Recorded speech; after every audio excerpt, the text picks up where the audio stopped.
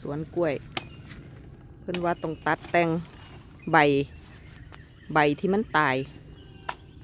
ตัดออกเพื่อช่วยให้มันบ่ต้องเสียสารอาหารไปมากกันนี่ตัดแต่งไปเรื่อยใบที่ตัดออกเขาก็ไปใส่คุ้มหม้อหน่อไม้ได้อีกภารกิจยามเช้าครับ